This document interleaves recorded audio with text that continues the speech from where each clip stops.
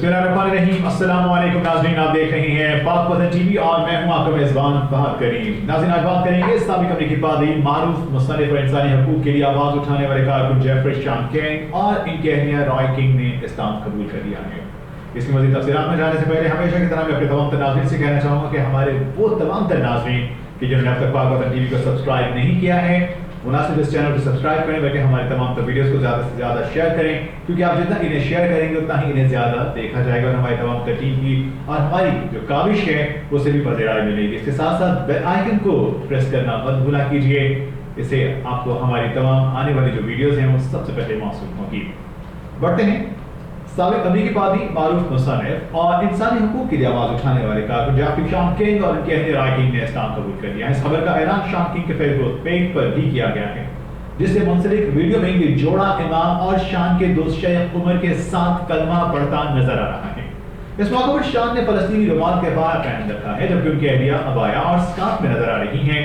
उन्होंने फेसबुक पर लिखा कि अमेरिका में सबको शब खैर और बाकी दुनिया को सुबह खैर। मैं और मेरी अहलिया अभी मस्जिद में शाम की नमाज पढ़कर डालस के अपने घर पहुंचे हैं। हमने रमजान का आगाज इस्लाम कबूल करके किया है और एक साथ कलमा पढ़ा है। ये हमारे लिए खूबसूरत बामानी दिन था जिसे हम कभी नहीं भूलेंगे।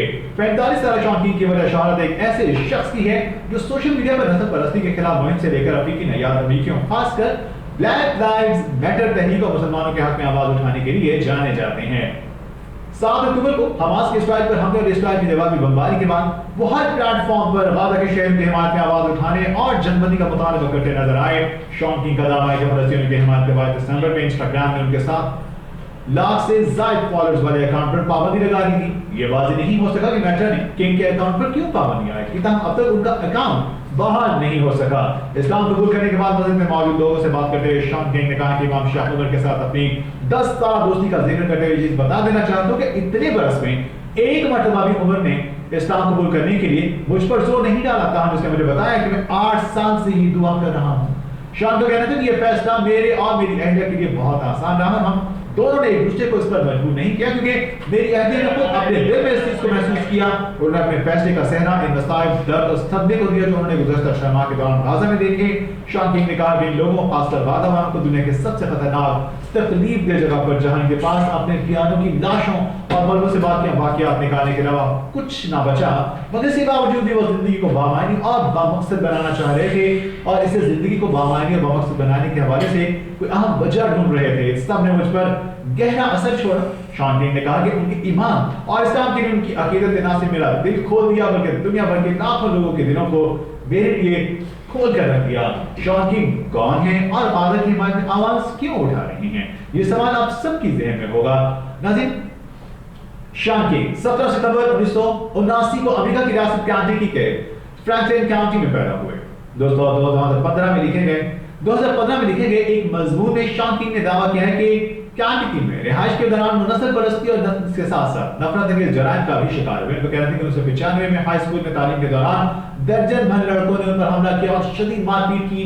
उन्होंने कह रहे हैं कि वो उस दिन उनकी जिंदगी का महवर ही बदल गया, क्योंकि वो ये भी दावा करते हैं कि जब वो घर पर सेहतयाब हो रहे थे, इस दौरान नस्ल परस्त फैतमाम लड़के उन्हें मारने के लिए घर तक आए। शॉन किंग का कहना था कि उन चोटों की वजह से उन्हें रीढ़ की हड्डी की 3 सर्जरियां करवाना पड़ी, जिसके बायस वो 2 साल तक स्कूल न जा सके।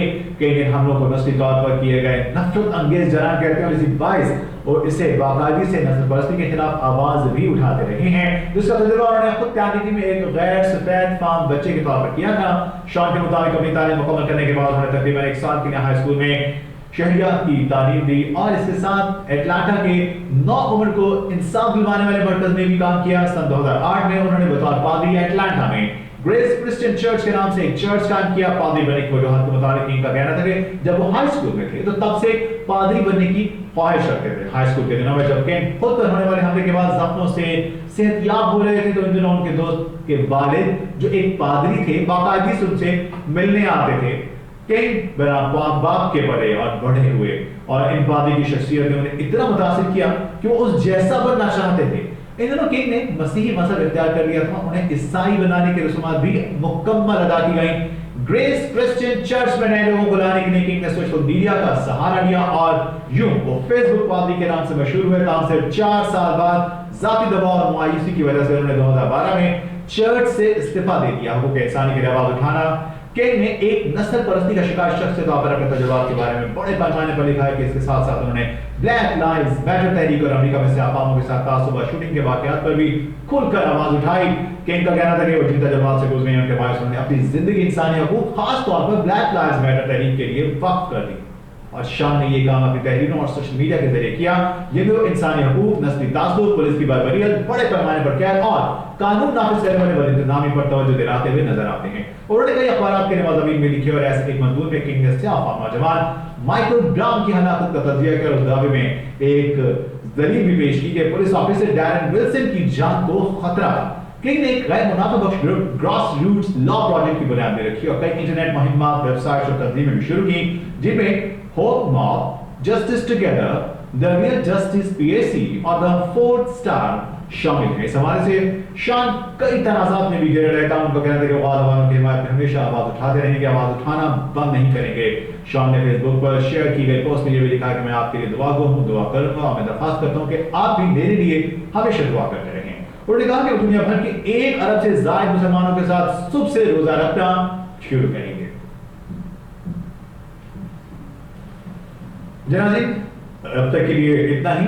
ये अहम तहरीर जो हमने आपके साथ शेयर की, इस हवाले से अपनी मौत बराना से हमें जरूर आगाह कीजिएगा। अपने मेजबान फहद करीम को पाक वतन टीवी से इजाजत दीजिए, लेकिन हमेशा की तरह आखिर में ये कहना चाहूंगा कि हमारे वो तमाम नाज़रीन जिन्होंने पाक वतन टीवी को अब तक सब्सक्राइब नहीं किया है वो ना सिर्फ इस चैनल को सब्सक्राइब करें बल्कि हमारी आने वाली तमाम वीडियो को ज़्यादा से ज़्यादा शेयर करें, क्योंकि जितना ही आप शेयर करेंगे उतना ही वीडियोस को देखा जाएगा और हमारी इस कोशिश और काबिश को पजीराई हासिल होगी।